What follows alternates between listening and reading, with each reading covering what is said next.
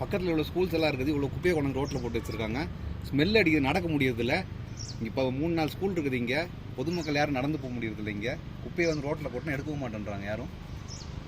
கோழியெல்லாம் கொண்டு போட்டு